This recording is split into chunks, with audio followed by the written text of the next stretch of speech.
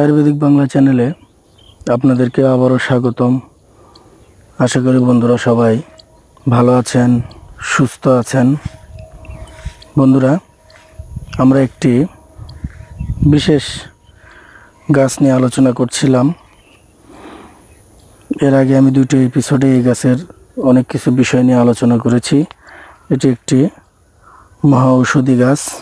যারা এই গাছ সম্পর্কে সম্পূর্ণ জানতে ইচ্ছুক বা জানার ইচ্ছা রয়েছে, তারা অবশ্যই আমার এই আগের এপিসোডগুলো দেখে নেবেন। এটি দশমূলের একটি বিশেষ অংশ। দশমূলের যে 10টি গাছ আমরা ব্যবহার করে থাকি, তার মধ্যে সবচেয়ে বিশেষ করে এই শালপার্নি গাছটি ব্যবহার করা হয়ে থাকে এবং সবচেয়ে বেশি ইফেক্টেড এই শালপার্নি গাছ। বন্ধুরা, অনেকেই রিকোয়েস্ট করেছিলেন, অনেকেই অনুরোধ করেছিলেন যে আমাদের মা বোনদের যে সকল সমস্যা বা গুপ্ত সমস্যা, যেগুলোর পার্মানেন্ট কোনো সমাধান নেই, কিন্তু এই শালপার্নি গাছ ব্যবহার করে মা বোনেরা সেই সকল সমস্যা থেকে পার্মানেন্টভাবে বেরিয়ে আসতে পারবেন।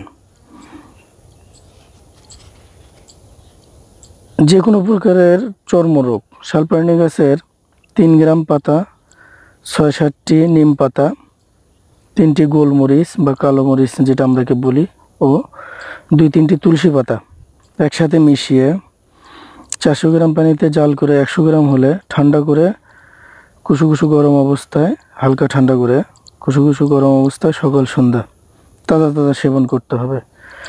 আপনাকে সকালেও কাড়া বানিয়ে সেবন করতে হবে, টাটকা টাটকা, এবং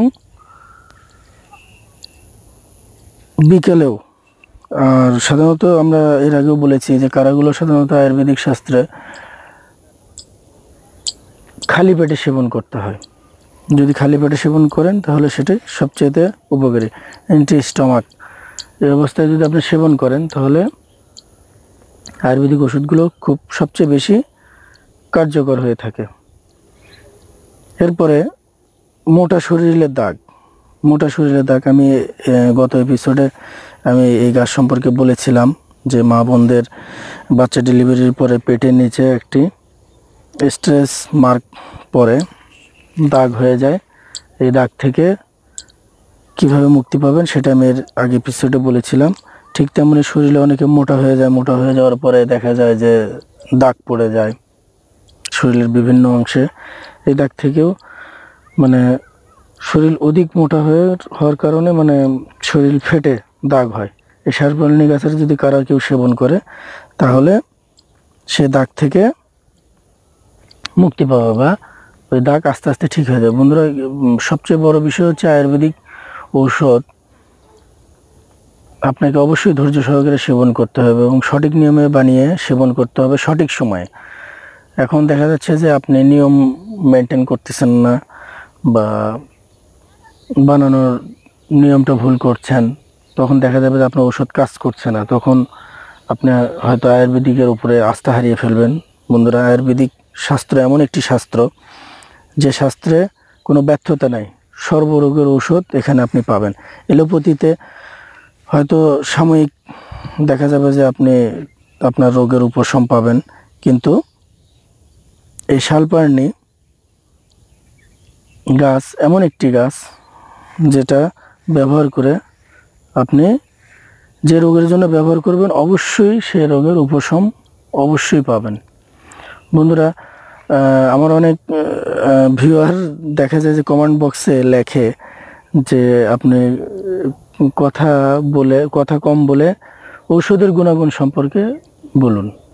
আসলে বন্ধুরা, কথা তো আমি আসলে বলতে চাই না, কিন্তু প্রসঙ্গে চলে আসে। আপনি একটা গাছ সম্পর্কে বা একটা বিষয় সম্পর্কে যখন সঠিক কোনো কিছু জানতে যাবেন, তখন অবশ্যই আপনাকে সম্পূর্ণভাবে জানতে হবে। আপনি যদি শুধু নিয়মটা জানেন তাহলে হবে না। এই নিয়মের সঙ্গে আরও অনেক কিছু জড়িত থাকে যেগুলো মেনটেন করতে হয়। এই গাছটি বাতনাশক। আপনি বাতের ব্যথা, যে বয়স্ক লোক বা অনেকের খুব অল্প বয়সে বিভিন্ন রকমের ব্যথা, বাতের ব্যথা পার্মানেন্ট দেখা যায় যে রাতে শোবার সময় বা শীতের সময় বা পূর্ব দিগন্তে যখন বাতাস হয় তখন তাদের এই ব্যথাগুলো জাগে। এই শালপার্নি গাছের কারা যদি নিয়মিত আপনার সেবন করে তাহলে দেখবেন যে এই বাতের ব্যথা ঠিক হয়ে যাবে। তারপরে হচ্ছে গ্যাসের সমস্যা যদি কারো থাকে, গ্যাসের সমস্যা, সেক্ষেত্রেও আপনি এই গাছটি ব্যবহার করতে পারেন।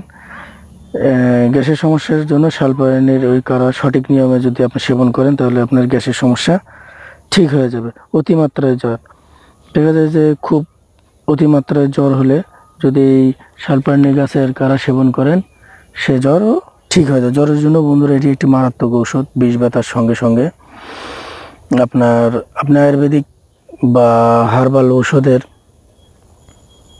দেখবেন যে ব্যথানাশক যে ধরনের ঔষধগুলো প্রেসক্রাইব করে ডাক্তাররা, দেখবেন যে তার ভেতরে যে ওষুধ দেওয়া হয় ঔষধের ভেতরে দেখবেন যে শালপার্নি গাছের উপাদান দেওয়া রয়েছে। এটা ব্যথার জন্য মারাত্মক। মাইগ্রেন ব্যথার জন্য আমরা শালপার্নি গাছ ব্যবহার করতে পারি। পাতা পরিষ্কার করে বেটে রস করে 2 নাকে 2 ফোঁটা যদি রস দিতে পারি তাহলে দেখবেন যে ব্যথা আস্তে আস্তে ঠিক হয়ে যাবে। বন্ধুরা, আমরা এই গাছ সম্পর্কে এর আগের 2টি এপিসোডে যেগুলো বিষয় নিয়ে আলোচনা করেছি সেটা হচ্ছে এই গাছটি অ্যান্টিব্যাকটেরিয়াল, ইনফ্লেমেটরি, সংকোচন গুণ বিশিষ্ট, ব্লাড পিউরিফায়ার, ত্রিদোষ নাশক। এটি মানে দশমূলের একটি বিশেষ অংশ। মহিলাদের গুপ্ত রোগের জন্য এই গাছটি আমরা ব্যবহার করে থাকি। অনিয়মিত ঋতুস্রাবের ক্ষেত্রে আমরা ব্যবহার করে থাকি। ঋতুস্রাবের সময় ব্যথা হলে এই গাছটি আমরা ব্যবহার করে থাকি। গর্ভধারণ না হলে, মা বোনদের গর্ভধারণ না হলে আমরা এই গাছটি ব্যবহার করে থাকি। এরপরে মহিলাদের বাচ্চা ডেলিভারি হওয়ার পরে আমরা সাধারণত দশমূল দিয়ে থাকি। যদি দশমূল কেউ না পায় সেক্ষেত্রে বিকল্প হিসেবে যদি এই শালপার্নি গাছের কারা ব্যবহার করা হয় তাহলে আপনার ওই একই কাজ করবে। যে কোনো ধরনের চর্মরোগের ক্ষেত্রে আমরা ব্যবহার করে থাকি এই গাছটি। মোটা শরীরে দাগের ক্ষেত্রে, বাতনাশক, গ্যাসের সমস্যা, অতিরিক্ত জ্বর ও মাইগ্রেন ব্যথার জন্য আমরা এই গাছটি ব্যবহার করে থাকি।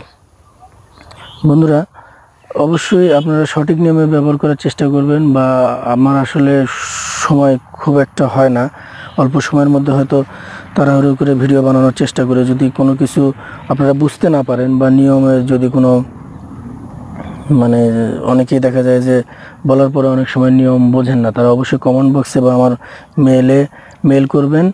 আমি অবশ্যই সঠিক নিয়মটি দেওয়ার চেষ্টা করব এবং সঠিক পরিমাণটি দেওয়ার চেষ্টা করব। বন্ধুরা, কারা বানানোর নিয়ম আপনারা অবশ্যই জানেন। পঞ্চাঙ্গ অর্থাৎ এই গাছের মানে শিকড়, অর্থাৎ সম্পূর্ণ গাছ উঠিয়ে শিকড়, পাতা, ডাল, ফুল, ফল যেটাই পাবেন পঞ্চাঙ্গ। যদি অনেকে হয়তো বলতেছেন যে আমি হয়তো এই সিজনে ফল পাচ্ছি না বা ফুল পাচ্ছি না, কোনো সমস্যা নেই। আপনি সম্পূর্ণ গাছ উঠিয়ে নিয়ে যে ভালোভাবে পরিষ্কার করে কেটে মোটামুটি 400 গ্রাম পানির মধ্যে এই গাছটি আপনার 60-70 গ্রাম ব্যবহার করবেন। ব্যবহার করে ধীরে ধীরে জাল করবেন। জাল করে যখন আপনার 400 গ্রাম পানি 100 গ্রাম হয়ে যাবে সেকে সেবন করবেন। আর অবশ্যই সকাল সন্ধ্যা যদি কারা সেবন করেন, এই গাছের ক্ষেত্রে বিশেষ করে আপনাকে 2 বারই কারা বানিয়ে আপনি রেখে দিতে পারবেন না। আপনাকে 2 দিন মানে সকালেও কারা বানাইতে হবে এবং বিকেলেও কারা বানিয়ে সেবন করতে হবে। আশা করি বন্ধুরা সবাই ভালো থাকবেন, সুস্থ থাকবেন। আজ এই পর্যন্তই। আবার নেক্সট এপিসোডে আরেকটি গাছ নিয়ে আপনাদের সামনে আসব। সে পর্যন্ত ধন্যবাদ।